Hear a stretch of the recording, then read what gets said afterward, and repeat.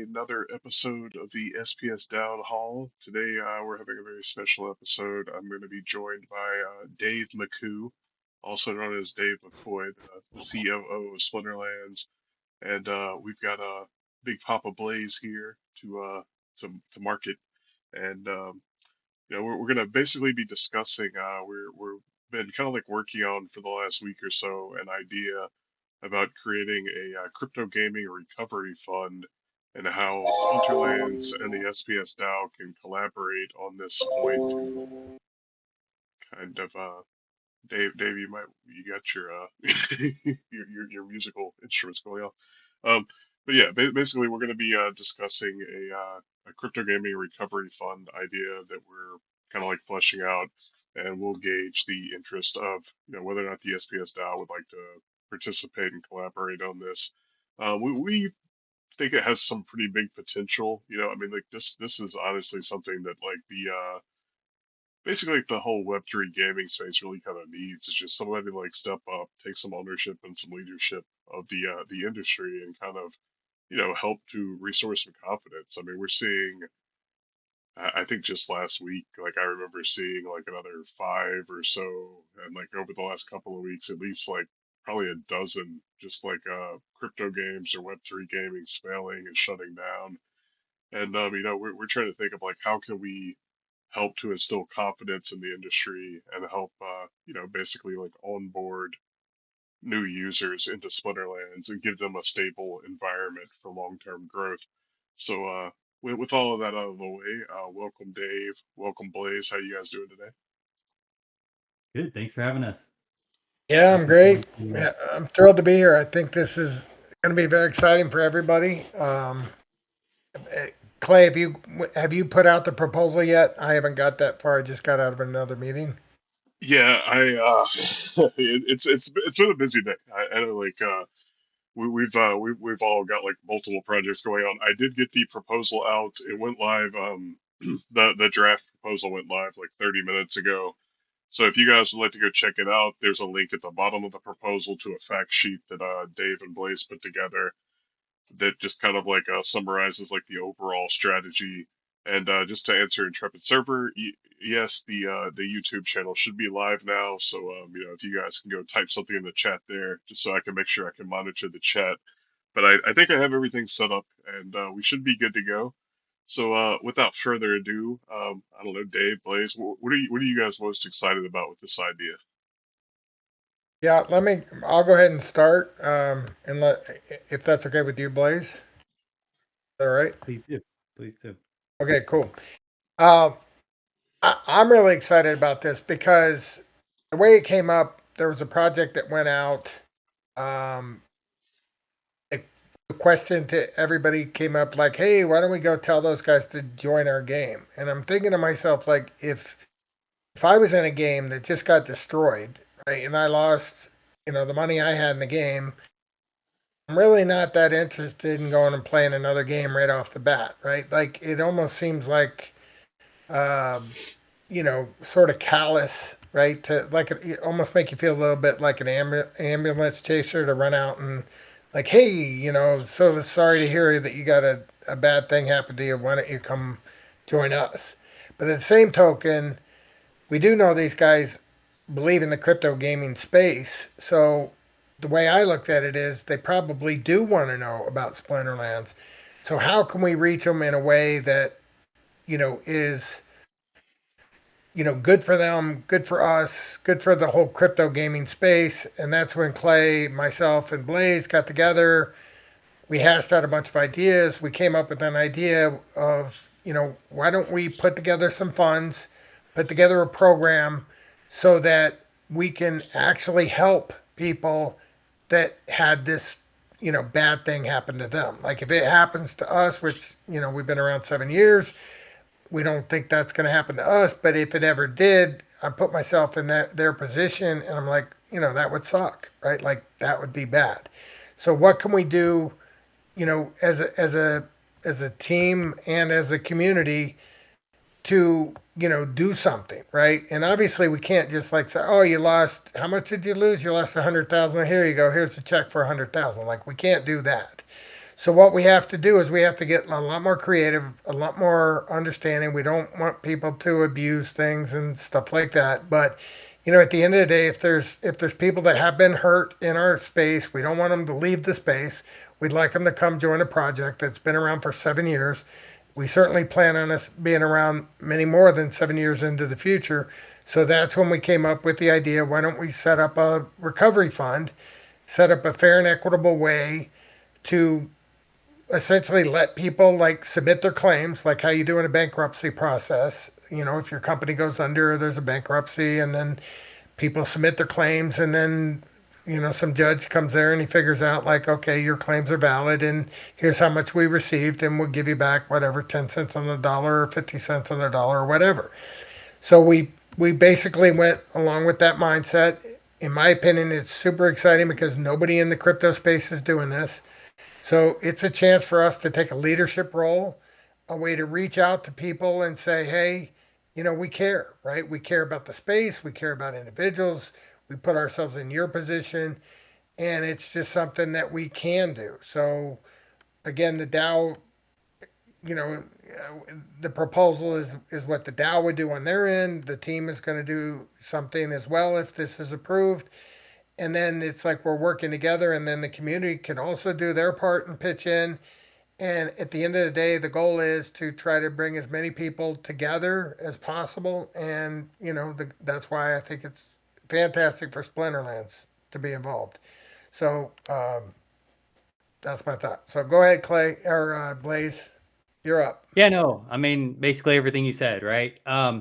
It's a lonely feeling when your project goes under. I thankfully I've always invested in multiple crypto projects, and I've been involved in well over 100 projects over the years. And I know a lot of people that are invested in one project, and when that one project goes under and that's their happy place, it's not a good day, right?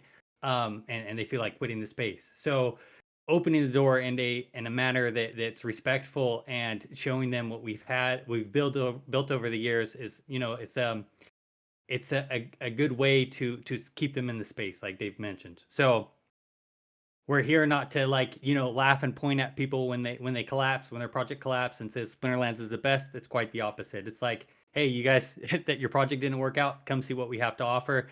And if it's something that they can relate to and they like, then great, we welcome them. If not, they can, do whatever they need to do. But yeah, we're just here to support everybody in crypto, and we're trying to all win in this space. So that's what I got. Yeah, I'm looking forward. and I think another thing that there's multiple angles to look at this, right? You can look at it from the company standpoint. It's a marketing endeavor, and it definitely is, right? Like obviously, we're gonna want them to come and buy a spell book, right, and get involved and stay active over a period of time. So from a marketing standpoint, there's some marketing spend there.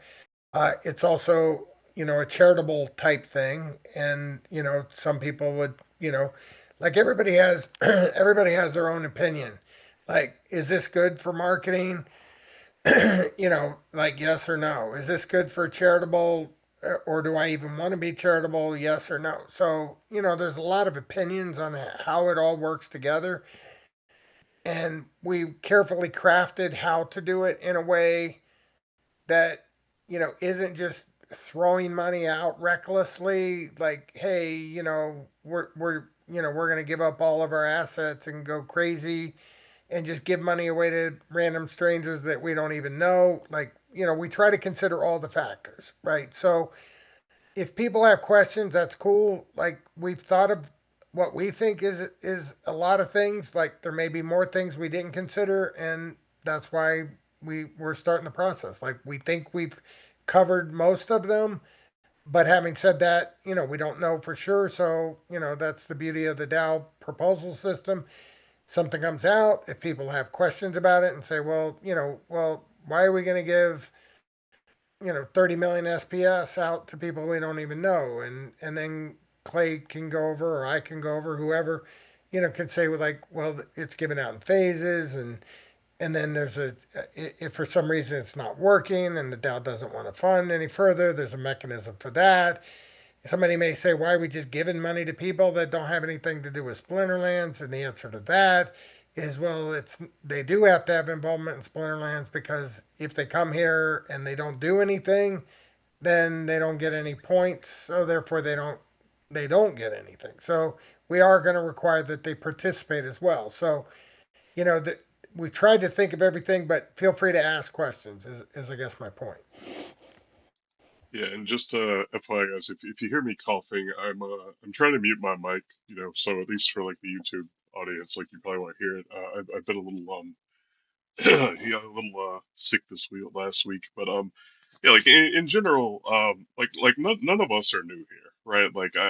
I've been around since literally day one. Like honestly, like probably before day one, because like I was around for like whenever Ag used to talk about this before it even launched. I know Blaze and Dave have been around here for.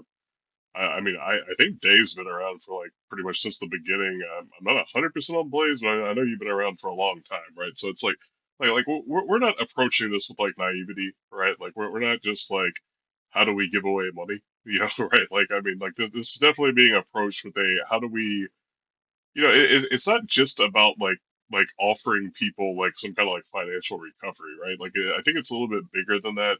Like to me, the idea is to like not only offer that to like the extent that we can, but to like also offer community and kind of like offer an alternative place for people to kind of come join and grow with us. And that's why the incentives are structured the way that they are. Like basically what we're kind of pitching is basically there's going to be a 7 year period, right? So originally like the whole idea was like nothing would go out until 7 years, but after quite a bit of feedback, one of like the overwhelming comments was like, I mean, to put it bluntly, people were just like, who's going to care in 7 years, right? Like we're worried about now. So, we kind of like went back to the drawing board a little bit, restructured it a little bit. And what we figured out is that like maybe the best way to approach this would be to stagger, well, one, like this offsets like the DAO risks to some extent too, but like basically stagger what's going into the bucket and then also have like a mechanic to sort of like trickle out a little bit over time.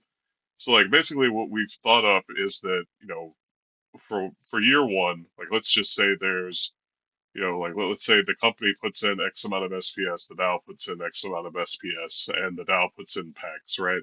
So for year one, what'll happen is you to the end of year one, half of the SPS that's in the bucket will be claimable based on participation, right? So like we had to go in, we had to think up like how do we measure participation, and what we figured is like we'll come up with an active metric for are these accounts active over the course of a season, right? So then you get to the end of the year, there's roughly 2 seasons a month, so then at the end of the year there's what 24, 25 seasons, and then what you do is like you would basically like I don't want to get like super technical on like all like the harder details of the math, but like we kind of worked it out to where basically the size of the project comes into play, the size of your stake in the project comes into play, and then that's based on a multiplier based on your participation in Splinterlands, right? So let's say you know, I don't want to call out any projects that haven't failed. So like again, like this isn't like us like wishing. So I'm just trying to think of an example. I guess we could use Ember Sword as an example because this is like a very big recent one. And again, this isn't to like gloat or anything on that it happened. This is just like we need an example here. So like let's say Ember Sword goes under, and maybe they have 1,000 players, right? Like let's just throw out a number. Maybe you've got like one Vugtis, you've got like a couple of like Azurkhan size players, you got like some Dejotas in there, like you're gonna have a mixed bag of like different size accounts. So what'll happen is like let's say that we deem that the size of this project is worth, let's just say 100,000 claims, right? Like again, like you can look at the fact sheet to kind of get like a better idea of how this breaks down. I'm just kind of trying to like Eli 5 it real quick. But so we're gonna say Ember Sword gets 100,000 claims, right? So then what you'll do is like you'll basically take a snapshot, preferably the day before, or like as close to like before an official shutdown gets announced. And then what you're gonna do is basically base what percentage of the claims for the project that that account would qualify for based on kind of like their holdings, right? There'll be some caps to like prevent, but basically you don't want like just like one person to come in and claim like all the claims, right? So like there's some caps in place, some safety measures, but essentially like you figure out how many claims you're gonna get, and then if you want, you can come to Splinterlands. You can sign up for a spell. Like you have to buy a spell book. The company has agreed that if you buy the spell book, they're going to actually credit you the amount of the spell book in credits. So basically, like if you're one of these affected projects, you're basically getting onboarded for free. I mean, yes, you do have to come out of pocket $10 just to be clear. Like there is that, but you basically get it back. So that's something to take into consideration. Is like we're making it very easy for them to come in and on board with us, right? We'll have a page set up to track the value of the I guess we'll just call it a bucket for now, Dave. The fund. We'll basically have a page so you can track like whatever the value of this bucket is, and then whenever you come in, you sign up, you'll be able to basically stake your claims because we're gonna have we're gonna basically pull a list, you know, right before the shutdown of like whose wallets had what balances of tokens. So then you'll basically get your proportional claims, right? Then what's going to happen is you get to the end of year one, and everybody that has claims is going to get some share of half of the SPS that's currently in the bucket, right? The other half is going to continue to roll over. And the way that this is designed is basically for long-term benefit, right? So like basically the longer you're here, ultimately the more you're going to get. And like the idea that we have is like let's say you're the first project that comes in. Your guys are here from like let's just call it like day one of when this project starts. Then like you'll basically be able to claim year one, claim year two, claim year three, etc. And whenever we get to the end of year seven, you know, like basically let's say there's 30 million SPS, maybe 10 million overall got given out between year one through seven. Whenever you get to the end of year seven, it's going to basically be everything left is getting split up proportionally. So any of the SPS would be getting split up among all the projects that participated. And also, there will be basically raffles for the packs. So, like any kind of like NFTs or packs or, you know, basically like not divisible items that are held in this account are going to basically be dropped, you know, randomly on different holders, right? So like it kind of like gives you some ongoing relief and incentive every year while also giving you the really big carrot at the end of the 7 years, right? Like you want to be here for the long haul because that's how you're going to get the most benefit out of this project. So I know I've kind of been like ranting a little bit here for a minute. I'm just trying to kind of like explain in general what we're doing here, but am I missing anything that you can think of? Yes. Yeah, let me hop in and say, not that you missed anything, Clay. You did good. I think the purpose of this, people have to understand, or should hopefully understand, or hopefully we convey it in a way you understand. The purpose of this is not to just pay people to come play here. I mean, the purpose of this is actually to develop a program that gets attention in the whole crypto gaming space, right? Like if companies are starting to fail, we would love the concept to be like, oh, there's $100 million over there in the Splinterlands crypto recovery fund. Like, make sure you get your claim in. Like, this isn't about like one project or two projects. This is about setting up a whole platform that's known in the whole crypto space. And since nobody's done it, I would imagine somebody will probably try to copy us at some point, but we'll always be the first ones that did it. And again, the purpose of it is to actually help the people that have been hurt in our space. And then the second part of that I think is important is for people to understand, like, this isn't really just giving people stuff. I mean, they have to be here for a period of time. And what we give today, what we put in the bucket, um, is going to grow over time. So what's SPS we put in at a penny, but by the time it comes out in 7 years, it may be worth $1.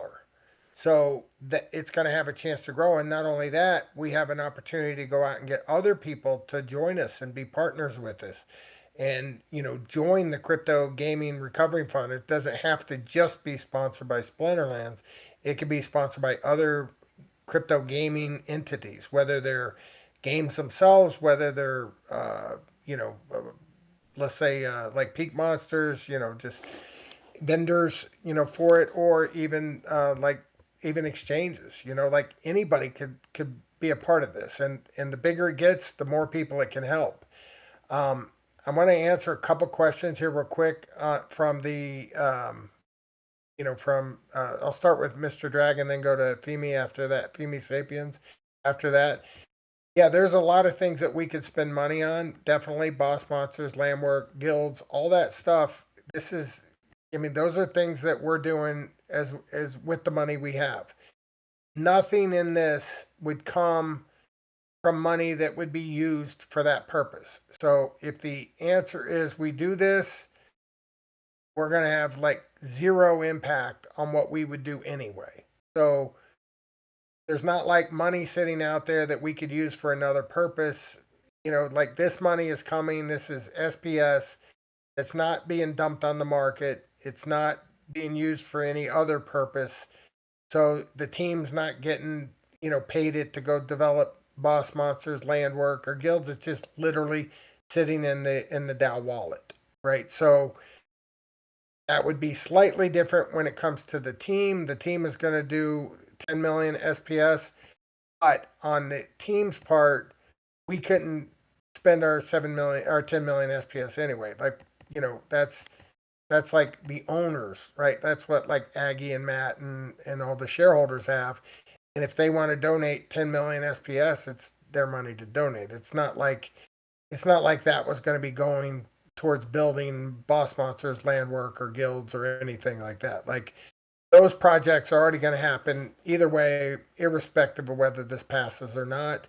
And the whether the passage of this really comes down to what are we doing? We're in this particular case, talking about the DAO, which I own SPS, so I'm an owner of the DAO like everybody else.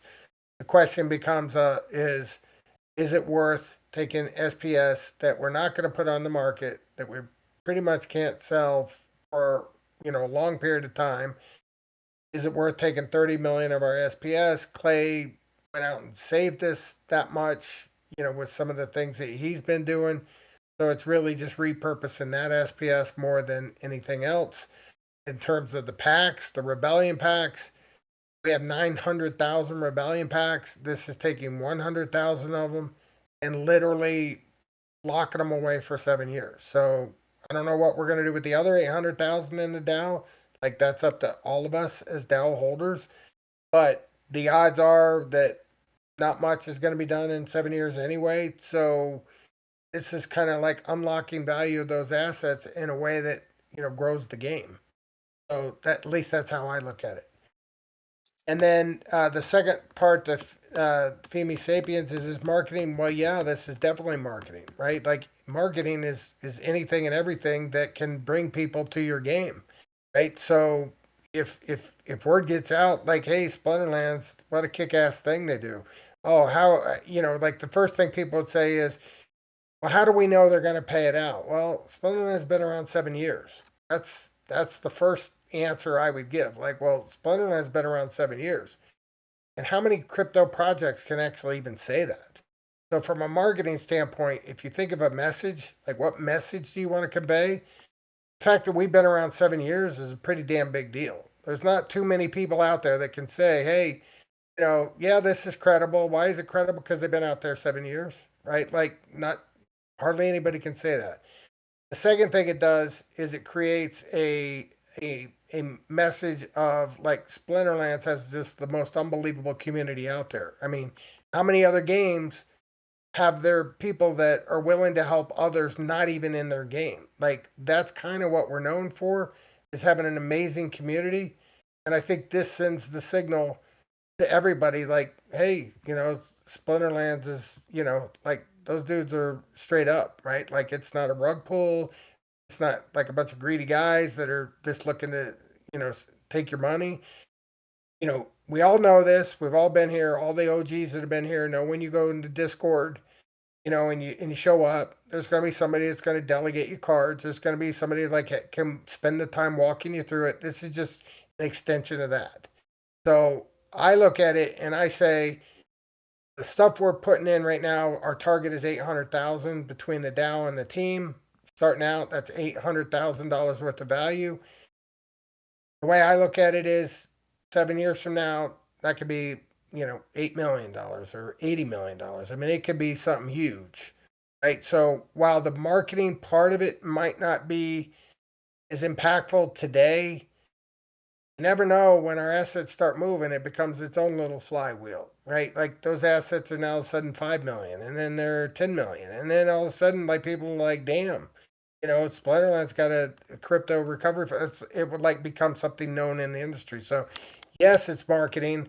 As far as the costing part, I mean, yeah, the costing part is like it is what it is, right? Like if this thing goes fully through, and again, the DAO gets to decide every single year whether they want to continue paying it or not. So I think the first year it was 2 million. Um, so two of the 30 million, yep, it's gone. If we put up 2 million, then that's gone. But the other 28 million, if for some reason this fails and nobody cares and it's dumb idea and this is a crazy thing to think of, so we just have a vote. I'll be one of the guys voting against it, just like everybody else. So, having said that, I look at this as a very low cost, high payout type situation. I mean, the risk is super small. I mean, we're literally giving out for an entire year to check this out. We would be coming out of pocket 2 million SPS and 5,000 Rebellion packs. That's 2 million SPS out of how much do we have, Clay? How much SPS do we have in the DAO? Um, well, again, just to be clear, this is not SPS coming out of the DAO. This would be SPS being rerouted from an inflation bucket that we literally just turned off a couple hours ago. So, in the DAO alone, I think we have 585 million just on the Hive, plus we have, uh, we definitely have like millions and millions more between ETH and SPS because we also have a bunch in the liquidity pools. We're not hurting for SPS. Like the DAO holds more than 10% of the whole token supply. Like just like let's put that out there. But like the So, the whole well, let me also just so the point is out of what you just said, that's 2 million out of 700 million, and the 5,000 packs is out of 900,000 packs. So we are talking about a literal drop in the bucket. If for some reason it doesn't succeed, I mean, we structure it in such a way that we have a DAO vote. 66% says that's a dumb idea. We wasted that money. Please stop it. And we do. Like, that's the downside. Yeah. So if you want to know, have we costed it out? Yeah, that's the cost. That's the cost to the DAO. That's it. Dave, like one thing I want to point out too, right, is like, one of the things you kind of touched on is like, let's say hypothetically, Splinterlands takes off, SPS is worth $1, everything's going gangbusters, right? Like, I'm just gonna like, in my opinion, right, like we end up with a fund, like a recovery fund, that's like an olive branch to the greater Web3, crypto gaming ecosystem, and like to me the I don't think having like 40, $50 million in a fund is a like I mean I would say at that point that's a good problem, right? Because that means the Dow's sitting on like $500 million. Like just for context. And like that's only talking about SPS. Like that doesn't even take into account deck or any of the other Dow holdings. Um yeah, so like I mean if we end up in a spot where this turns into being like $30 million worth of SPS, I would say that like we're sitting on probably I mean between all the DAO accounts, like I would not be shocked if we're getting very close to $1 billion worth of just DAO SPS at that point. And of course, like I'm very mindful of the fact that we have to basically be future proofing the DAO, right? Like it's something that like I think about a lot. Um, and again, like that's even why, like, whenever we started discussing this, kind of like the way that I was approaching it is, how do we make this as minimally impactful on the DAO as possible, right? Like, I didn't want to say like let's allocate DAO funds to it. Like, how do we work with what we have to basically be as minimally expensive for the DAO in the long term as possible, right? And that's of course why it's structured the way it is, right? So, if this thing starts off and like in a year or two, you guys are like, like this is lame. What are we doing? Nobody's joining, nobody cares. Then we just turn it off. We stop. Whatever. We tried. But again, I mean, I don't think it hurts anything to try. And then I think if we also keep in mind that, like, where we're basically suggesting that the tokens come from, we just turned off DeFi rewards, right? There's still I can't pull it up while I'm doing the stream, but I want to say there's still something like 230 million. Like, there's definitely like well over 200 million in and basically like allocated for the DeFi rewards bucket, right? So basically, like, the way this is structured is over 7 years, 30 million of that is going to come out and be allocated to this if it goes to completion, right? So, like, this is, I mean, if you think about it, this is less than we were going to be paying for LP rewards, right? And it's over a much longer time frame. So, like, it's definitely still like a big inflation cut. And then we still are probably sitting around, like, again, like, I can't pull up the exact numbers while I'm doing the stream because I'm on a laptop, but basically, like we still have like another 200 million of unallocated tokens, which, that's another conversation we need to start having. I don't want to derail this one, but we have some things coming up. Like, we have like staking rewards are going to run out in, I think, less than a year now. We actually, there's another proposal that I have to work on. Like, I'm kind of working with the team to hammer it out. There was like a few issues whenever we did the validator handoff.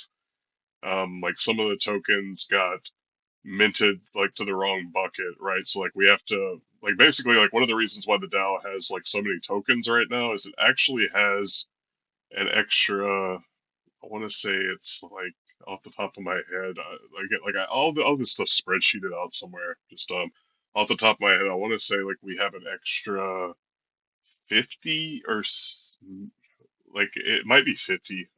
There's a million SPS, and basically what it is whenever we moved over to validators, there's two reward buckets for ranked. There's a modern and a wild, or there was at the time. Now there's also survival. And what happened is only one of those buckets got minted, and then it got split into a new modern and wild bucket. And then what happened is, like, the other one just like went to the DAO when it should have actually been like one of those buckets went to one and one went to the other. Anyway, like, again, I don't want to derail this whole thing because we're talking about something else, but like there a lot of this stuff is being thought about, like the long term impacts. And again, like, my goal, which I've said since like day one, is I want the DAO to be self sustaining. That's one of the reasons why you recently saw things like restructuring development proposals, how much the DAO spends and how much it brings in, and getting to a point where the DAO is at least like break even and hopefully long term gaining value is very important to me personally, right? Like, it's something that, like, I take very seriously.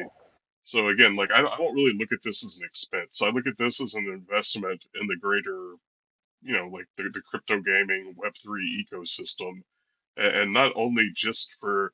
I mean, I know, like, ideally we have to worry about ourselves, we have to worry about Splinterlands, but I do think overall, like, setting ourselves up to be like a dominant like leader in this industry is not only just beneficial for us, but it's really good for like the overall just integrity of the industry, right? Like, there's so many people that come into crypto gaming, they get burnt, they quit, they're just like, whatever, this is all, screw all this, yada yada yada. But, like, if we can show that we're here for the long haul, we're not going anywhere, and we're doing things with a sustainable approach of like, how do we make this whole ecosystem better? I think that benefits all of us. I really do. Yep, I would agree, and I think that the part that you know, like, I don't plan to fail, right? Like, my plan is to succeed. I mean, I think this is going to be huge, honestly. Like, I think the 800,000 that we're starting with in total between the team and the DAO, if it's approved, I mean, number one, I think that alone would make news. I mean, that is not a chump change, right? Like that is something, right? In addition to that, I'm very confident that those assets are going to grow. Like somebody said, well, what's a rebellion pack? It's $4. Yeah, it's $4 today. What's it going to be in 7 years? Right? 7 years, I mean, those things could be $100 a piece. So the way I look at it is, the more players we get in, the more our assets go up. The more assets go up, the more this gets. The more this gets, the more clout and prestige we get. And it's not so much. I mean, yes, the number of players coming in is important, and we'll monitor that. But it's more of an image, in my opinion. It is. We are the, like Clay mentioned something about being a leader. Like that's exactly.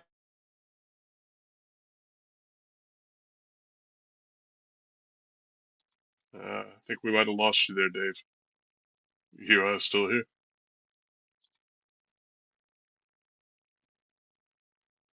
Um. Okay. So hey, Blaze, how's it going?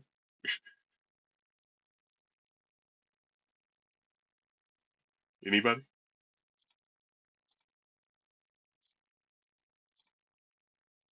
Hello? Did I disconnect? Can anybody in chat hear me?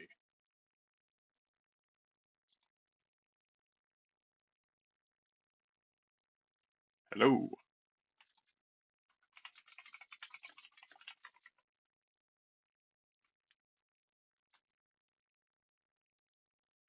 Okay, well, yeah, I mean, like, you guys aren't telling me you can hear me, so I don't know if I'm the one that disconnected or what. And Blaze isn't responding, so like, that's why I'm kind of like, yeah. I mean, if it's just me, don't worry. I can monologue for you guys. I'll sing you a little song. But yeah, like, I didn't know if I was the one that disconnected here or what. So yeah, I don't know what's going on, but maybe everybody just got hit with like a giant EMP, and I'm the last person on Earth. But it looks like, I can see you guys typing. Um, wait, Blaze is talking? Why can't I hear Blaze? 3 to 5 guys appointed by Clay, approved by the SPS holders. Right? Okay, wow, that was so I just heard Dave come back after like 2 minutes of silence. Wow. Same. Um, Can you hear me all right? well, now I can hear Blaze. I couldn't even hear Blaze. Maybe Discord was having an issue. I don't know. Like, okay, sorry guys, sorry to derail all that, but okay, Dave. Nobody heard anything you said for like the last 2 minutes. Oh my goodness! All right, so yeah, that's crazy. So all right, so my God, I don't even know where to start. I guess I'll start with Mr. Dragon's question, or yeah, about the things we need to spend money on. Um, yeah, we got a lot of things that we need to spend money on. We have way more things to do than we have the money to do, right? So there's no doubt. Like Spunnerlands has got a lot of projects in the hopper. We could always use more money for more things, right? We could hire more people. We could get things done. Having said that, this is not related to that in any way, shape, or form because none of these assets that we're talking about are liquid, right? So if the Dow wants to give us 30 million SPS, what will we do with it? We couldn't sell it. It would be dumb for us to try to sell it. It's like we'd be hurting ourselves. So the answer is like these assets really have nothing to do with our day-to-day operations. These are illiquid assets that are at least illiquid to us, not illiquid to people out, to the players, right? Or to the people that get them. But like, for instance, the packs, the rebellion packs, you won't be able to sell for 7 years. So make a long story short, I actually had a much longer story explaining all that. The answer is, yeah, we have plenty of things to spend money on, but this money is not that money. So it's not, this isn't taken away from that at all. So it doesn't affect us doing broad sponsors, land work, guilds, or anything. So if it passes, great. We still do what we were planning on. If it doesn't pass, great. We still do what we're planning on. This has zero impact on that. And then going to Femi Sapiens, is this marketing? Absolutely, 100%. This is marketing. I almost hate repeating myself, Clay, because That was from a while back. I think we all heard that though, Dave. Okay, All right, so you guys got all that. All right, I don't even know where you cut off. So on Tripit Surfer on the affected gamers and bridging them in, I mean, number one, obviously we'll reach out into communities, right? Just like Splinterlands has communities, and we find that hey, there's this guy named Intrepid Surfer out there, and he played Splinterlands, and we go to him and say, hey, feel bad for you guys. Did you know that we have this fund over there that all those guys over there at your company or the place that you played, like if they want to submit a claim ticket, they can get a part of this fund, which is meant to reach out and help anybody in the gaming space that was hurt. And then he'd be like, yeah, yeah, I do. I know, I have a guild. I'm in a guild. Well, go tell your guild mates. And then after you tell your guild mates, then maybe somebody in there knows other guilds in there, and then it's like networking basically. So number one, how are we going to approach them? Through networking. Number two, we got gold matters. So gold matters, I'm sure on X will be making sure that everybody knows, like, hey, you can, we care, we have this fund, you can you can apply. Here's how you apply. You go to this site, you find out how much you got, you can click on it, and then you join. And it's how we do it. Over time, we plan on reaching out in bigger ways. Even in the beginning, we're going to do things like press releases and try to get in, like articles written about it. Like this is novel, guys. I mean, this is marketing. That, in other words, that I would think. I mean, if it works anything like the financial space, like anytime somebody comes out with something new and innovative, people like to talk about it, right? So that's basically what I think is going to happen. Like I think there's going to be people that are going to say, "Holy cow, that's a great idea," right? And then newspaper reporters no different than any normal person, right? So if somebody says that's a great idea, that's really cool. Let me go write an article about it. Now, all of a sudden, you get articles written about it. And how are you going to reach all these people?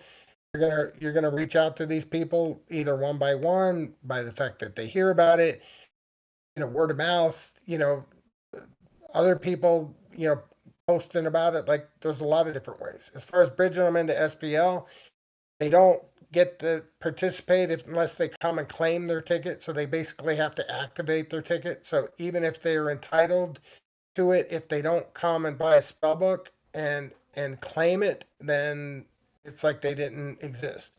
Right. So we require them to actually join Splinterlands.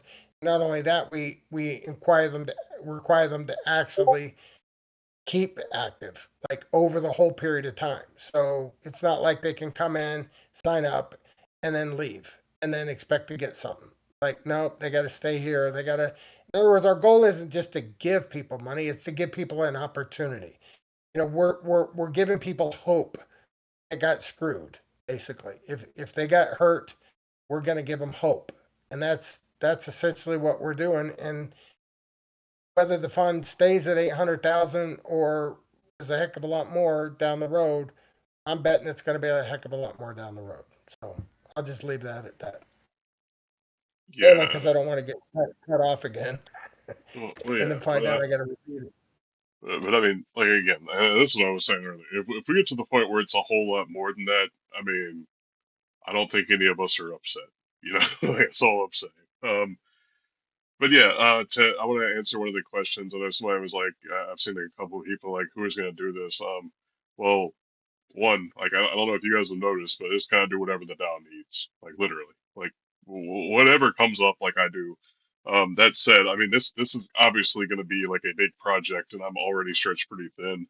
Um, as far as like what's going to be required on the team side, basically there's going to be like a page set up to track the value of the account.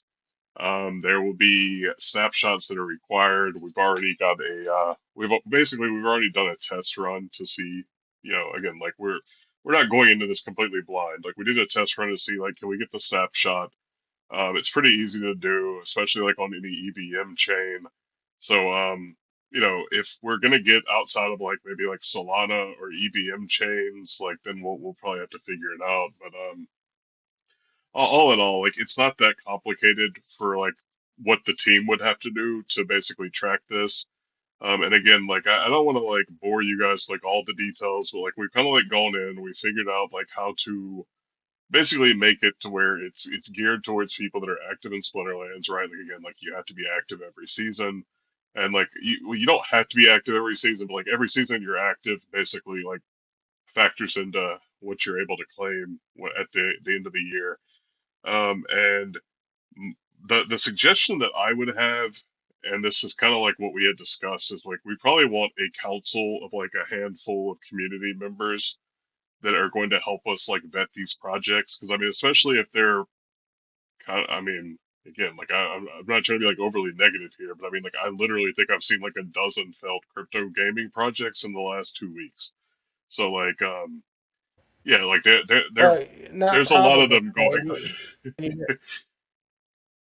Yeah, so like what we're thinking is like you get like three guys maybe and kind of like how we have like an SPS DAO Foundation now. It's got like three guys that help with reviewing proposals. One second.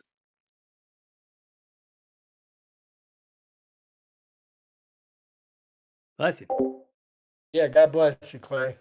No, while you're sneezing there, I mean, this is just an opportunity for us to leverage I, off of it as well, right? We're going to be able to run press releases and also indirectly capture people that are going through the press releases that, are into crypto and they never heard about Splinterlands. So we're going to be able to take it from that angle too. And remember, we're not just signing up any project that goes under. It's going to be a vetted process. So um, even though we do the press release, we can still, deny the project.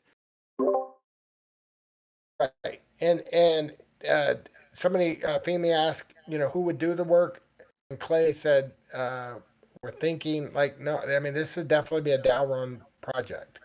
So the idea is like, obviously, we haven't even approved, it hadn't been approved yet, but the idea would be like there would be 3 to 5 people that are, that Clay appoints, like Clay goes out and finds, hey, who'd be interested? Maybe Femi Sapiens is one of them.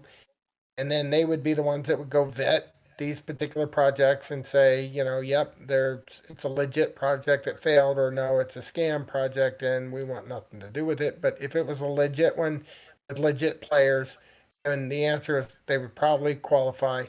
We'd have 3 to 5 DAO people there. They would have to be approved by a DAO vote. So it's like he puts a slate of people that he wants to do it. Then there would be a DAO vote. Like, does the DAO approve these people to make these decisions?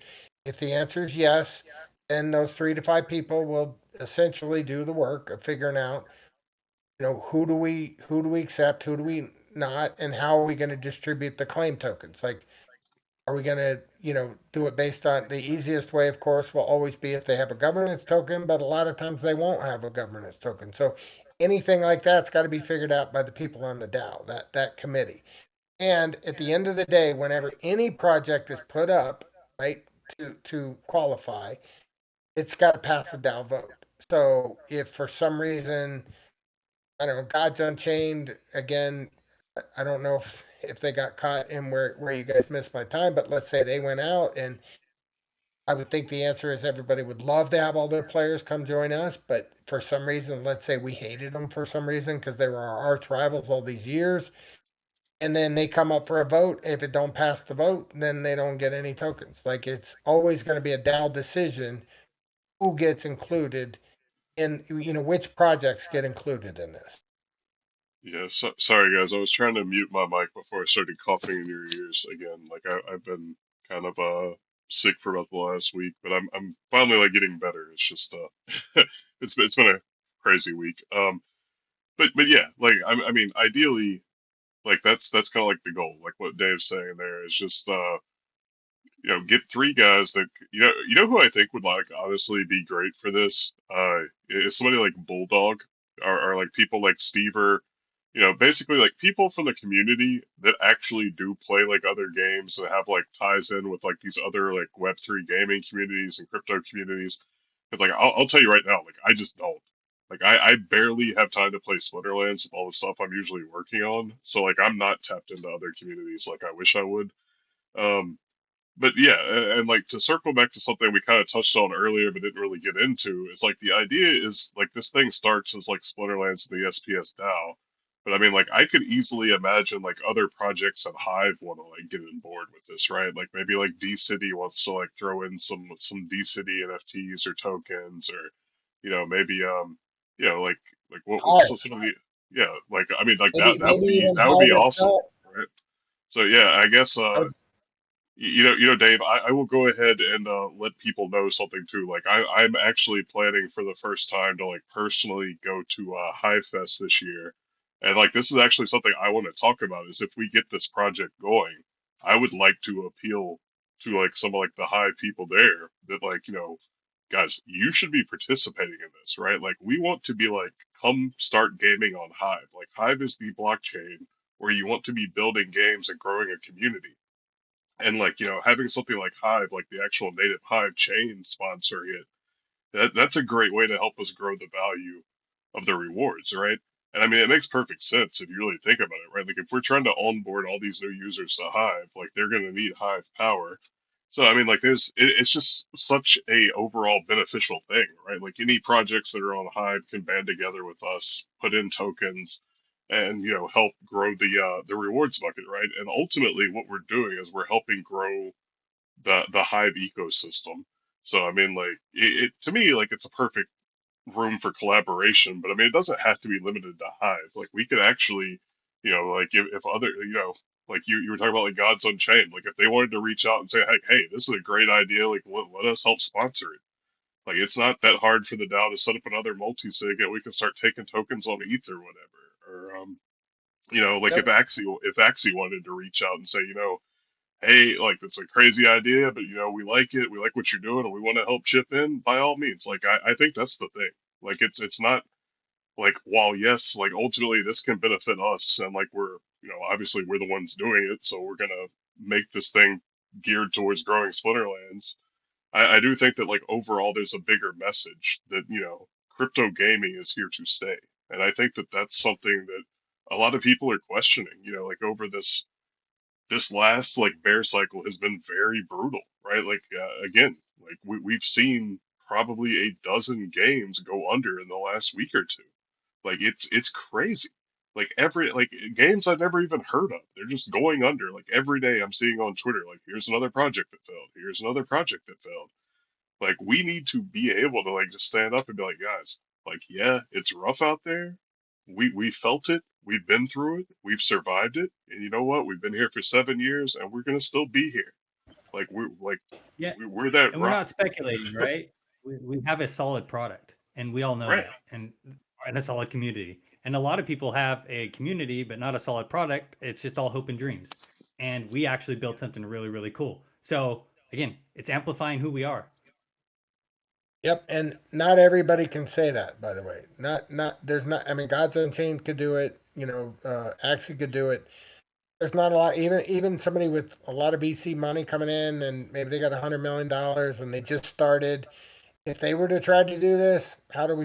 The first thing people are going to say is, "Well, how do we know you're even going to be around in 7 years?" Like that, we want people asking that question, right? Because the answer is like, well, We we've already been have been. around, right? Like it's a natural thing, that it's like the question gets asked and you already have the answer and the answer is going to benefit you, right? Like, so yeah, we want people saying that. And a brand new company came in with all the shiny stuff, you know, like yeah, they're here, they jumped in, they got some fancy cool thing for now, but even they can't do it, right? Not unless they want to segregate funds, right? Where in our case, we can say, hey, we've been here 7 years. We're putting this in the bucket, so to speak, and you know, you can draw your own conclusion from there. And then a year from now, it will be 8 years, and 2 years from now, it'll be 9 years, and then like it just it grows and grows and grows in terms of credibility. So,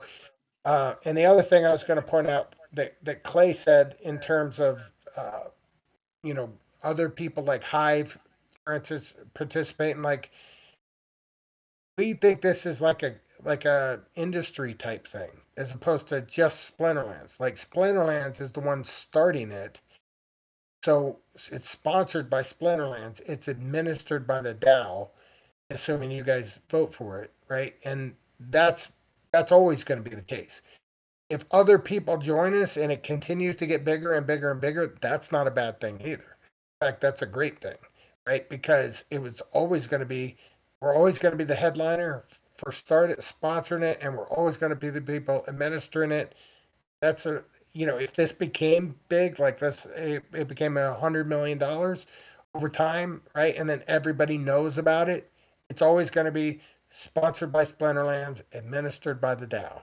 Like that is like, you want to talk about marketing? I mean, that would be huge. Yeah, and like, again, I think that I definitely think that there's a big appeal to actually use this as like a marketing vehicle for Hive too, right? Like, and I think that it's one of the things that like we're acutely aware of, people that are here that have been here, is like we understand the benefits of gaming on a chain like Hive, right? Like there's no fees, you can have a user readable account name, you don't have to have like some 0x yada yada, go on thing.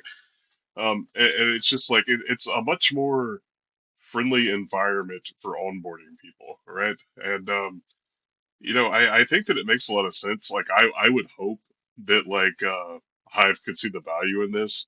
And again, like we've already kind of like proven that the DAO is here to work with Hive as well.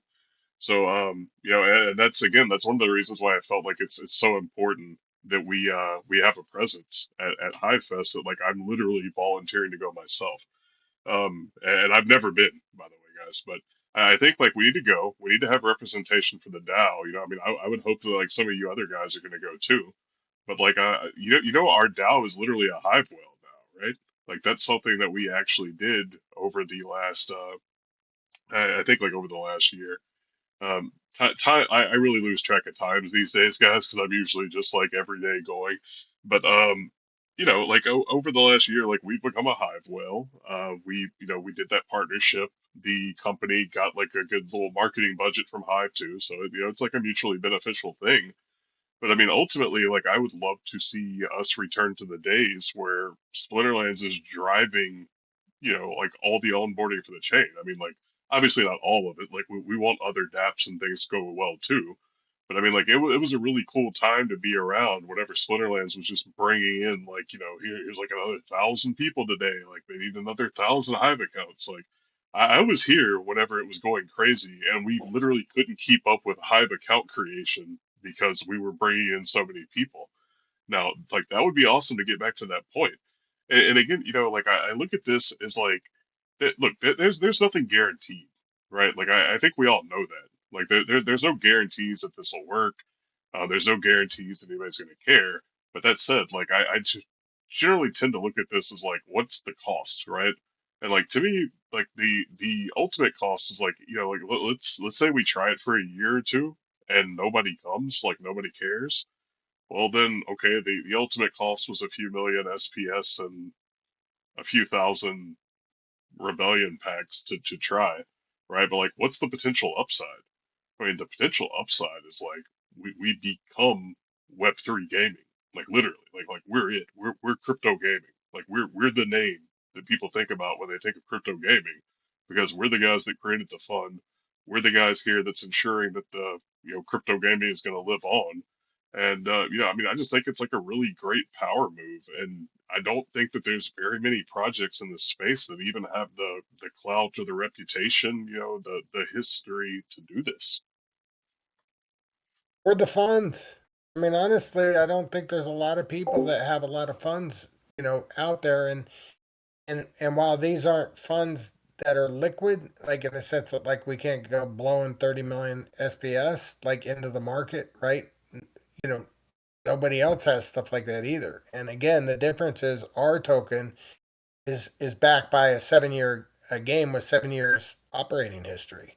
Not, not 1 month or 5 months or what some of these projects have. Like anybody can throw anything out. It's just what's the question? The question is, what's that likely to be worth? I think if you ask anybody at Splinterlands, like, what is that going to be worth in 7 years, for instance? I'm pretty sure the answer is going to be higher, right? Like, somebody said 100. Jimmy, I think, said it was going to be the like the rebellion packs are going to be 100. Mr. Dragon may say they only be 5. Clay may say they're 8. Everybody's going to have an opinion, but hardly anybody's going to say they're going to be worth less. Like, that's, I think, pretty much a given because we've been here. We know.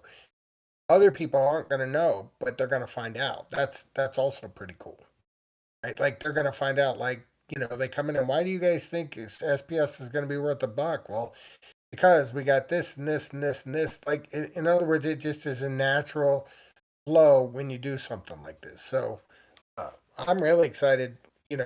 I'm excited too. Like somebody asked, how we gonna? I think it was Intrepid Surfer asked, are we gonna get the word out? Like because I think we're gonna tell them, and I say we're us, this community. Like I think if we find out a company went out, like we're the type of people that would say, that sucks. You know, uh, like Gods Unchained. That sucks. You had $500,000 in Gods Unchained or 5,000, whatever the number is. Come over here. You know, join up with Splinterlands. Get your recovery claim tickets and work with us, right, to help make this project. To get some of your money back and help others. Like a lot of people here are trying to help others too. Like guys like Azircon say it all the time.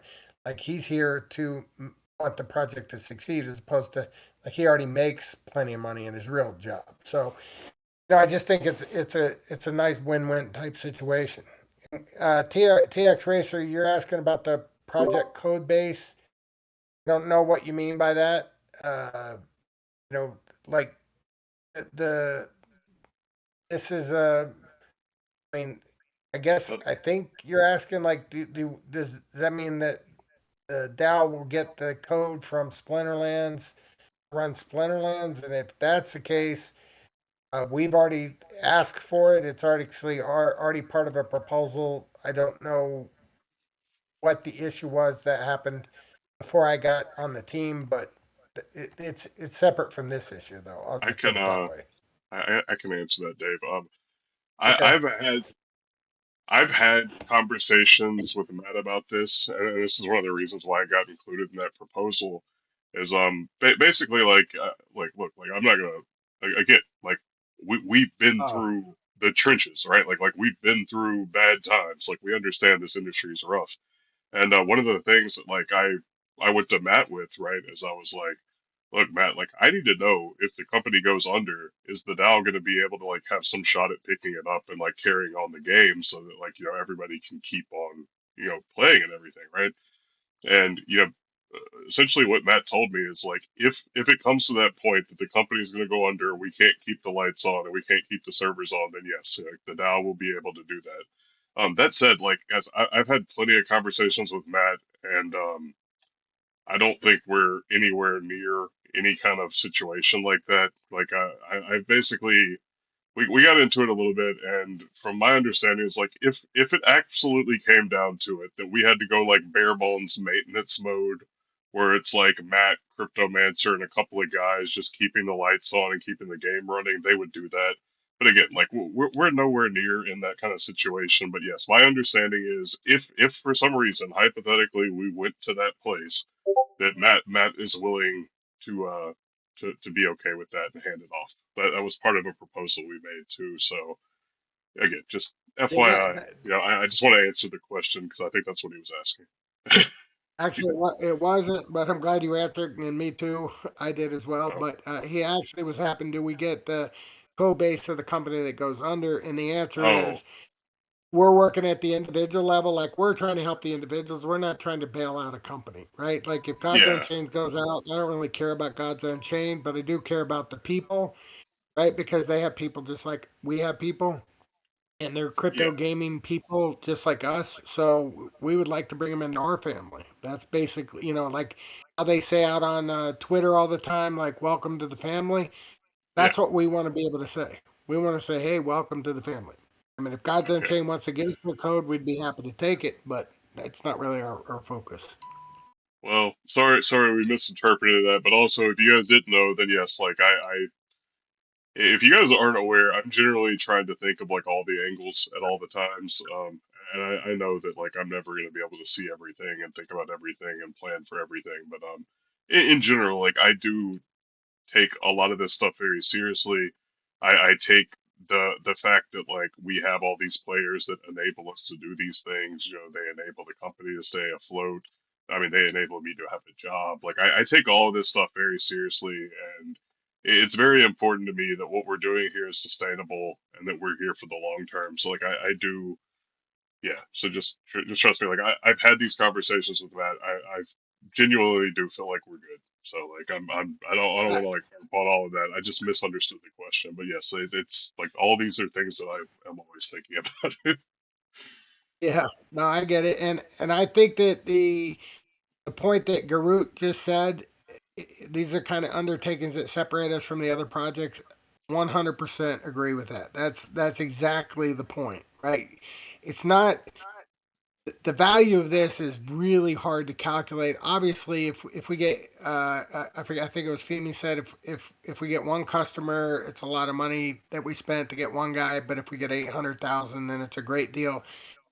And obviously, those are metrics that are easy to measure. So we could throw any number out there and say, yeah, we're going to get 50,000 people over the next 7 years, and it would just be a made up number. Like we don't know. We only have common sense You sometimes know to what, go at. Dave? But Since yeah, Dave, something just dawned on me. So, like, you know how we talked about having the page to track like the value of the bucket and for people to be able to track their claims and everything? I think that should be just a page that anybody can view to track the value, but also yeah, just keep a tally. Keep a tally of how many people have been onboarded through the program. Like just right there on the sure, page. yeah. I mean, honestly, I'm like, I'm speaking on behalf of, well, basically both, right? I'm a DAO member and a team member, right? And as far as I'm concerned, like I don't want to make dumb investments either. And as a DAO member, like I don't want to waste their money. I never have, right? If you look at almost votes I've ever had, I really am pretty tight when it comes to stuff, especially spending money. But having said that, like I think this is perfect because we're not spending money. We're spending stuff that we can't really use in the near term. We're leveraging that to essentially make a major statement out there, and I think in the process, going to bring a lot of people into the company. So I mean, into the game, right? Like I think the point that Garut says, this is what separates other from other projects. I mean, that's exactly the point, right? We're going to walk around more proud of ourselves. Our players are going to be stronger. Our community is going to be bigger. The word's going to spread. A company goes out of business, we're going to all know what to do. I mean, that's pretty damn invaluable, if you ask me. It's kind of hard to put a number on that and say it's worth X, but I believe that we structured this in a way that's very low risk with very high upside, which is exactly what you want to do in any investment you ever make. Right, and we're looking at the pros and cons, and I mean, it's a powerful tool to have in your arsenal, right? So, and it's something we're going to have above all others, and it seems like a win. So, yeah, looking forward to continued feedback on this project, and again, we'll just make it better every time, right? And we'll measure our marketing successes off of it, and when we run our press releases and get feedback from the community, and who knows where we can take this, but again, it's up to, it's not like we're committing everything. So if it doesn't go as planned, then we can throttle down or crank it up. We'll figure it out. Yeah, I Okay, mean that's the and beautiful thing. yeah, I want to answer one thing that quick Kazar said real quick because like doing this is a lot of different pieces, right? So can we make a post about exactly how it will work? We made the post with what we think we can put in there right now. Like if we thought we could add more stuff to it, we certainly would. Um, but it's going to be, I mean, like for instance, are we going to have 3 to 5 members on the committee that Clay approves, right? Like he hasn't talked to one person yet about whether they want to be on there. Like he mentioned, maybe Bulldog would be on there, maybe Quasar, maybe you want to be on there.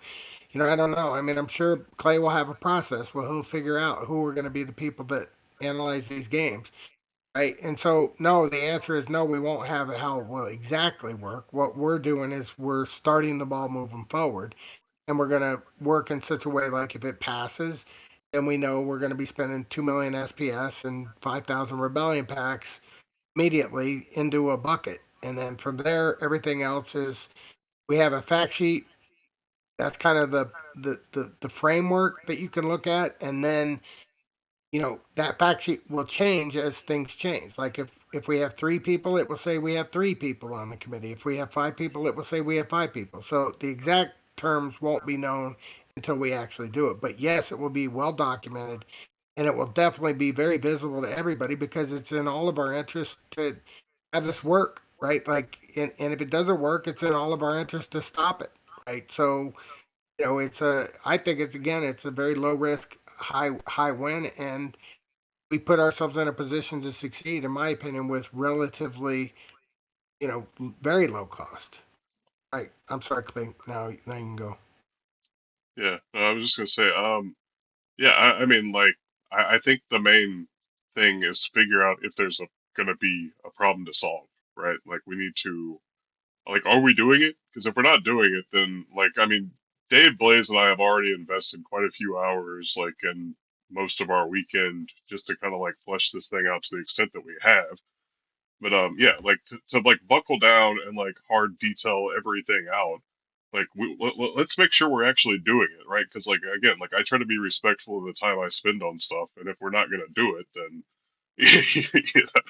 like it doesn't make a lot of sense for me to like dump like 20 hours into building out like spec sheets and documents for this thing. But I think we have a really solid game plan. Like I said, we've already put quite a few hours into planning it out, kind of like workshopping it, making sure that it's not like, you know, easily gameable. I mean, like the whole thing is designed to basically onboard people into Splinterlands and integrate them into our game, right? Like we're not just trying to say, come here, click a button, get a handout. We're trying to say like, come here, join our community, see what Web3 gaming and crypto gaming is really about, get involved with a long term project that's going to still be here and get rewarded for it. Like we understand you had a rough time, you got some losses, and, like maybe we can't make everybody whole or we can't do anything like too massive, but we can do something, right? And I think that like that in itself is valuable, right? Like it's showing that one, we care, and two, that we still plan to be here in 7 years to give out the stuff. Right? Like, so I mean, like to me, I just think like it's got a lot of upside potential. It doesn't really have a whole lot of downside potential because again, like the way that we're planning on structuring this is like you have basically like yearly exit strategies, right? Like, let's say we do this for 2 years and you onboard 30 people. Well, I think most people are probably going to be like, I don't think we really need to throw any more resources into that. Now, if we do it for a couple of years and we brought on like 20,000 people, I'm sure you guys are going to be like, hell yeah, do more. Right? I mean, like, it just is what it is. But before we like get too in the weeds of like detailing everything out and like hammering out all the fine points, we need to make sure we're going to actually do the thing, right? And again, like if the DAO says we're not doing it, then like that answers the question. Like, do we need to put any more time into it? Probably not, right? Yep. And by the way, the team itself, just so you guys know, is willing to commit 10 million SPS. Which, to give you an example of the size, Matt said that he believed they had 60 million, so he's willing to give 10 of the 60 million to this. So that's what Matt thinks of it. So, you know, take that what you will. And that will also be matching ours, right? So like Yes. basically like the first year the DAO puts in 2 million, then they'll put in 2 million. They'll match us up to 10, right? So basically Splinterlands is committing to following us for the first few years. Now, of It would, course they can always it would choose be, to do more or whatever, but like for yeah, basically we've got that commitment. yeah, it would be more like a third, right? Like if you guys were doing 30 million and we were committing up to 10 million, then if you commit to everything you do, we would just do a third of, just because we're a third of what you are. Okay. That Yeah. makes sense. But And yeah. then one other thing that we didn't mention, there's actually 3 buckets or 3 people feeding into the bucket. One is Splinterlands. Two is, well, the main one is Splinterlands DAO. Two is Splinterlands.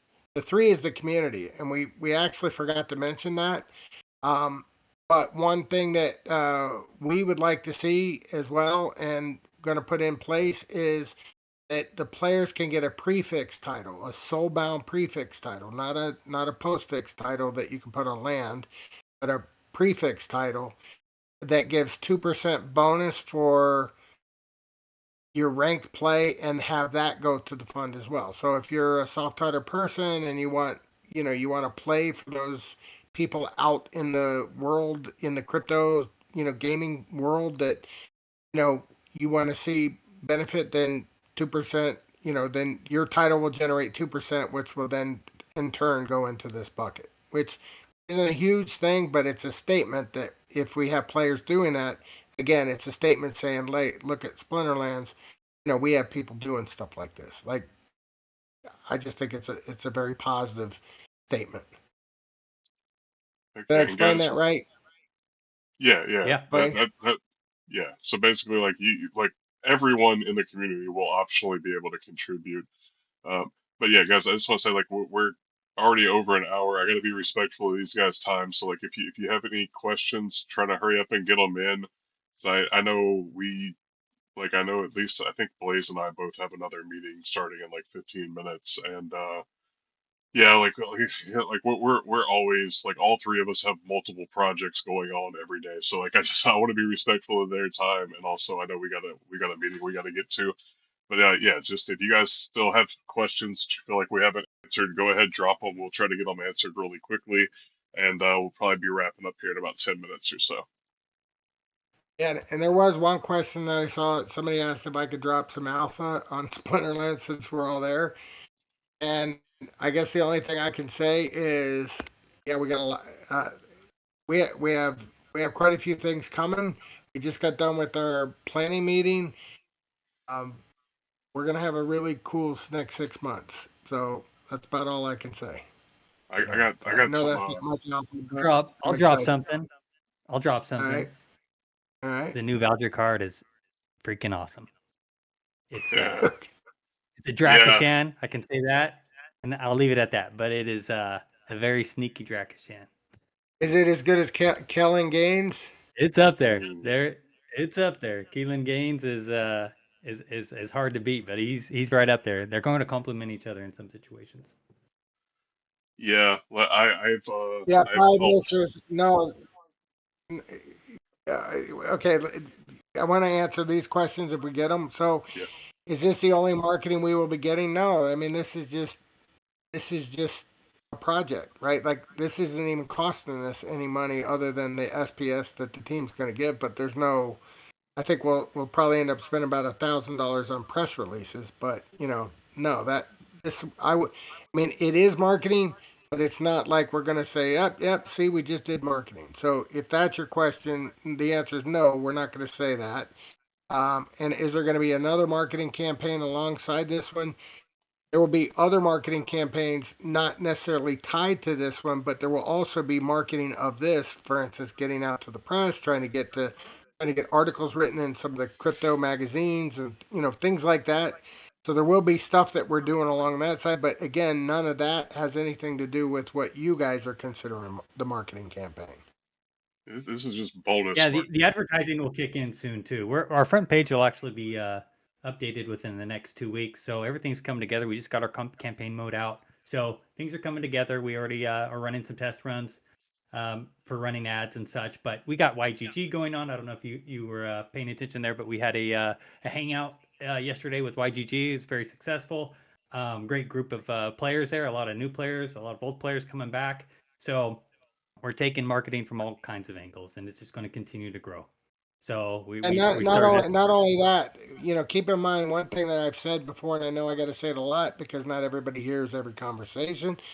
But so it's okay if you've heard it before. But remember, we also want to be smart about how we do things, right? So I'm not the guy that's just going to say, all right, well, we said we're going to go spend whatever hundreds of thousands of dollars. Let's go spend hundreds of thousands of dollars and not care if we have results. Well, of course we need results, right? So we're going to measure and and see like what's our retention rate. Like we've got this program, this small thing going with YGG. It is a marketing thing, like what you would expect by business. So there is a cost to it. We are expecting a certain number of players to come through. We're actually very happy with the amount of people that have come through.